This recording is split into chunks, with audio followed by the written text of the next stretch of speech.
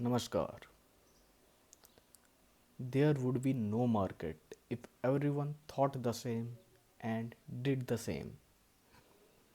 Share market में हर कोई रुपया बनाने के लिए आता है, मगर लोगों को यह तो पता है कि शेयर मार्केट में रुपया बनता है और वो शेयर खरीद के बनता है। पर जब बात आती है कि किस कंपनी के शेयर खरीदने हैं तो लोग बात करते हैं वैल्यूएशन की, पर बिजनेस मॉडल की कोई भी बात नहीं करता है। बहुत सारे इन्वेस्टर का फोकस इस पे होता है कि जिस स्टॉक को वो खरीद रहे हैं उसका वैल्यूएशन क्या है, पर वो कभी भी उस कंपनी के बिजनेस मॉडल को नहीं समझते हैं या उसको इवैल्यूएट नहीं करते हैं जिस कंपनी पे वो इन्वेस्ट करने की सोच रहे होते हैं। स्टॉक एनालिसिस करने के लिए बिजनेस मॉडल को इवैल्यूएट करना ज़्यादा ज़रूरी है, क्योंकि वैल्यूएशन से ज़्यादा ज़रूरी है कि नेचर ऑफ बिजनेस को पता करना।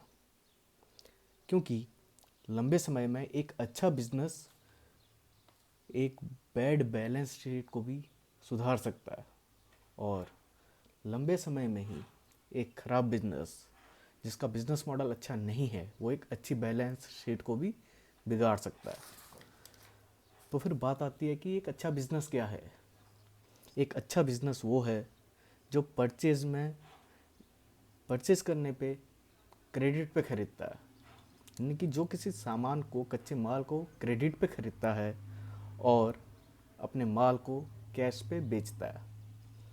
अब क्रेडिट पे कच्चे माल को खरीदने का मतलब ये है कि जो सप्लायर्स हैं उस कच्चे माल के, उनके बीच में कंपटीशन बहुत है, और कैश में बेचने का मतलब ये है कि जो कंपनी के बार्गेनिंग पावर है वो कंपनी के पास है, उसकी हाई प्राइसिंग पावर। और साथ में ही अगर कैश में सेल हो रही है तो यह दिखाता है कि जो प्रोडक्ट है वो डिमांड में है, और फिर कंपनी को उसकी हाई इन्वेंट्री भी नहीं रखनी पड़ेगी।